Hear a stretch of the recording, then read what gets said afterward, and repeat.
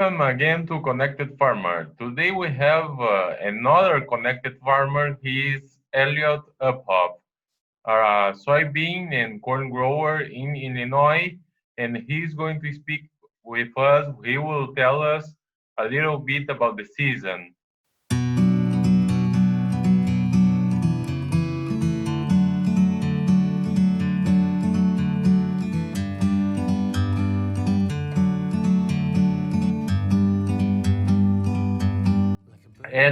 Elliot, how are you today? I'm doing just fine. So, when did you start planting corn and soy, and how were the first days of your season? Well, it was a pretty long season. We started middle of April, um, planted just a little bit at the very beginning of April, but temperatures were pretty cold. Turns out everything planted towards the first week of April turned out pretty well. It came up. It just took a lot longer than normal. Um, we planted the bulk of our corn from April 18th to April 22nd, and then started planting soybeans right after that. Only had one day of planting soybeans in April. Didn't plant anything until the end of May. We planted May 29th, I think we started up again, and planted all of our beans in about a week and replanted some corn, and everything's up now, looking pretty good. It was a little bit of a struggle with the frequent rains, and uh, but everything came out of the ground pretty well, especially the stuff planted in May. Yeah, why did you have to replant your corn? um, Pretty heavy rains, and then also one farm we had some turkey damage. So because of the slow emergence, the turkeys had ample opportunity to go out and pluck all the seeds out of the ground. Normally, if you get the corn up and out of the ground, they won't mess with it. But when it's just the seed, they'll go out and pluck it out of the ground. And they were so slow to come out that turkeys did extensive damage on one field. Where exactly are you located? I'm right in the middle of Illinois, east and west, about right in the middle, north and south, about right in the middle. So, So you um, were affected by those strong rains. rains have been an issue. Um, we we just received about an inch and a half of rain today, so we're going to have some ponding. But overall, we've had big rains, but nothing that's been extremely damaging yet. Are you repeating the same surface for both corn and soybeans compared to last year? Yeah, pretty well. We keep a 50-50 rotation.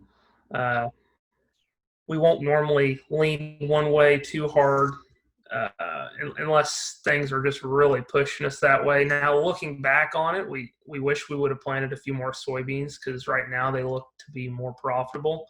But pretty well split right down the middle with corn and soybeans. And what are your agronomic practices? We're pretty conventional. We did do a little more no-till this year than we have in the past, but for the most part, we're conventional tillage. We're growing. We grow extend beans, which we can spray. We used to be able to spray dicamba on those, um, but yeah, pretty conventional. Everything's clean tilled, and then we overlap residuals to keep the weeds out. And yeah.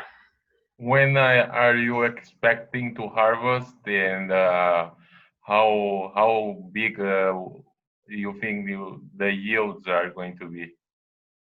Uh, so usually we shoot for the first or second week of September to start harvest. Last year we were quite a bit later than that.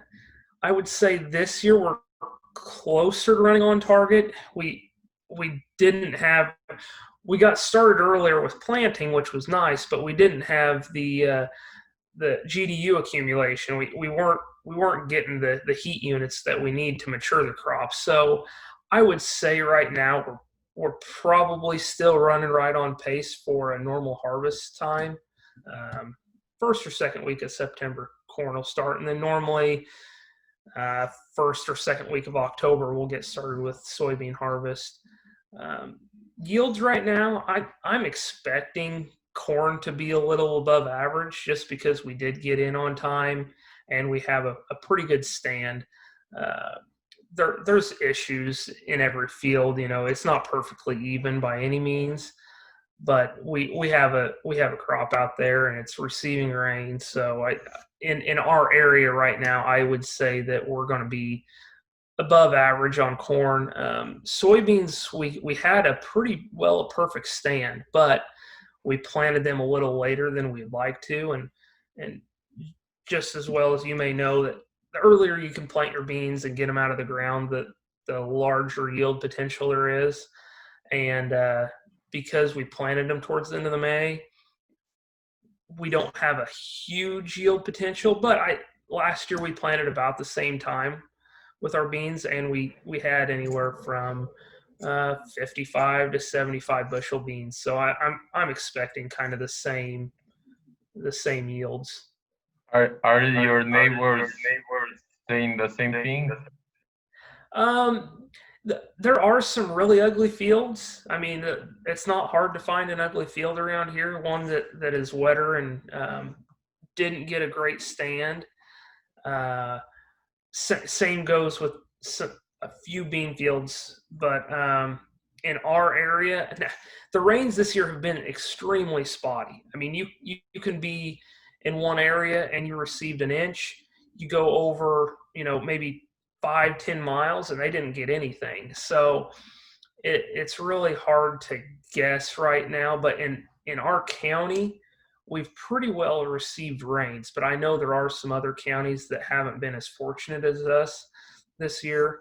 But yeah, for the most part, this area, Shelby County, Illinois, we look pretty good right now. And how are you seeing the market side? Markets right now are about as ugly as you can get. The basis is pretty firm, but futures are rough. Now, new crop soybeans basis is really firm. Last year we were looking at 50 under for our basis, which we're normally around 35, and right now we're at 27. So basis on beans is pretty good. So like I said, beans are looking a lot more profitable than corn. Are you hedging on beans? Yes, yeah. As far as cash bushels sold, things that are already sold for fall, I'm around 30%, and then I have about another 25% hedged. So I'm about 50% covered, which I wish I was more. But those are all at profitable levels. Corn, I'm about in the same camp, a little less sold, a little more actually hedged on paper for around 50%. But looking at what prices are for fall, I think right now we're under $3 at our local elevator, which you're just not going to make any money at that price. And I think you'll see farmers holding on to more bushels again, even though there's not a really great sign that we're going to come out of this anytime soon. Tell us a little bit about your farm background. Did you grow up in this farm? How was that? Yeah, I'm a fifth generation farmer. Everybody likes to tell you how many generations they've been farming. It's a lot of us are about the same. But you look younger than most farmers that I interview from the U.S.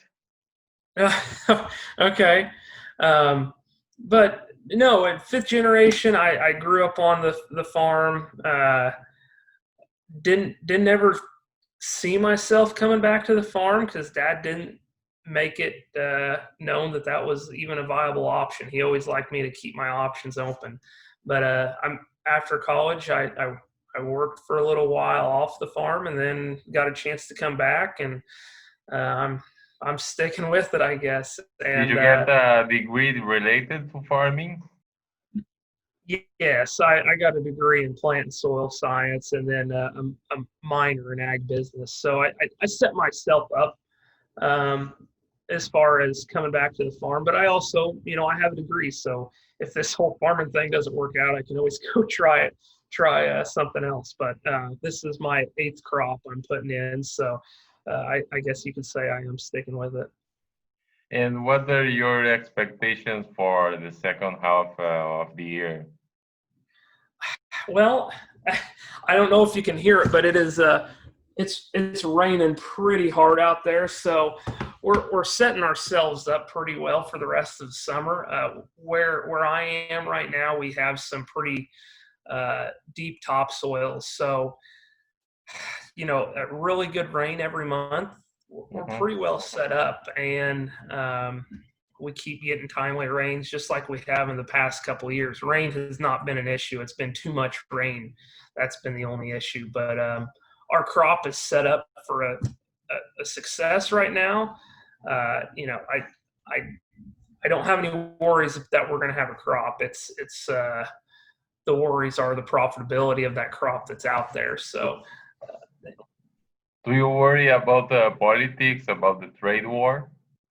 oh, yeah. I mean, that's been on every farmer's mind for the past couple of years. It's something that we wish wasn't an issue. I think every farmer wishes we had free trade, and that supply and demand would be the ticket. And if somebody wants our commodity, that they can send a boat our way, or we send a boat their way, whatever works. I mean, I think every farmer just wishes there was free trade, and that our crops were being used as much as they are being demanded. Are you expecting one winner in November? No, I don't. I don't even know what to think about the election coming up. I mean, 2020 has just been one of those. It's been.